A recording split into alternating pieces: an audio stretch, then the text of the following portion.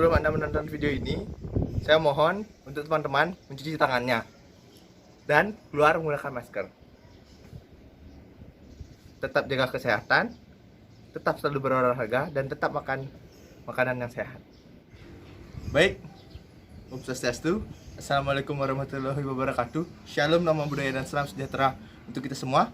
Baik, perkenalkan, nama saya Ibu Siti Agung Raditya Pasupati Winangun, dengan NIM 180751135,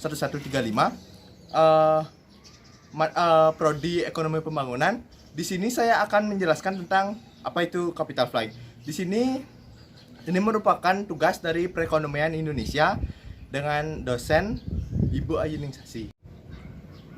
Baik, di sini saya sebelum saya menjelaskan apa itu cara mencegah capital flight, gak rasanya kalau kita tidak menjelaskan dulu apa itu capital flight. Capital flight itu merupakan sebuah kejadian di mana seseorang oknum, baik itu pengusaha, pejabat atau dan lain sebagainya, itu menyimpan uangnya di luar negeri. Dalam artian mereka tidak menyimpan uangnya di Indonesia. Kita ambil contoh, misalnya ada seorang oknum dari pengusaha itu menyimpan uangnya di luar negeri agar bisa lebih banyak mendapatkan bunga dan mendapatkan banyak bonus kelebihannya.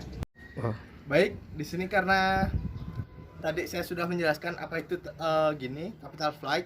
Di sini ada beberapa cara untuk menanggulangi capital flight. Itu ada 3 cara. Yang pertama itu ada tax amnesty. Tax amnesty merupakan suatu pengampunan pajak dari pemerintah Indonesia terhadap para oknum-oknum yang menyimpan uangnya di luar negeri.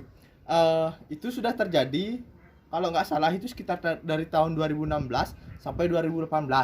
Selanjutnya itu, yang kedua itu ada penyamaan suku bunga antara negara lain. Maksudnya, gini sebagai contoh, misalnya Indonesia itu memiliki tingkat suku bunga yang lebih tinggi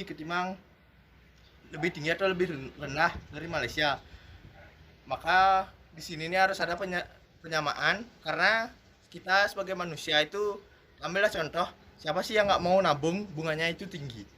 Maka dari situ pemerintah harus membuat kebijakan kebijakan yang dimana pemerintah harus menyamakan suku bunga antar setiap negara yang ada di sekitar kita.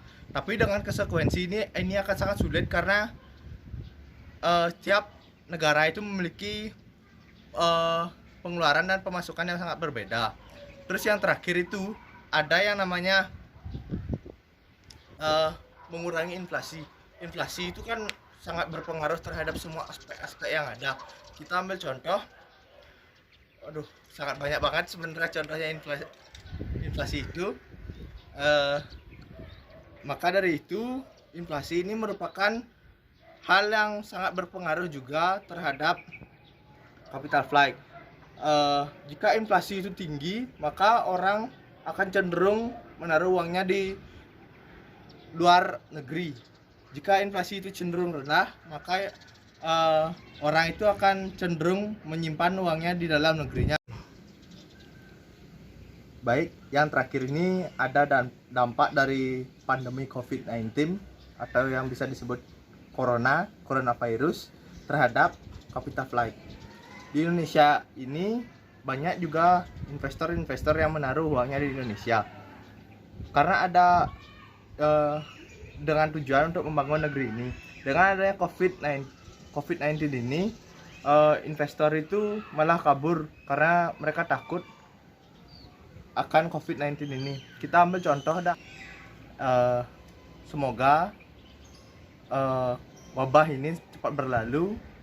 Tetap diam di rumah, tetap jaga kesehatan, dan selalu optimis bahwa kita bisa memerangi COVID-19. Akhir kata, mohon maaf bila ada kesalahan kata dan kata yang kurang berkenan. Saya tutup dengan terima kasih.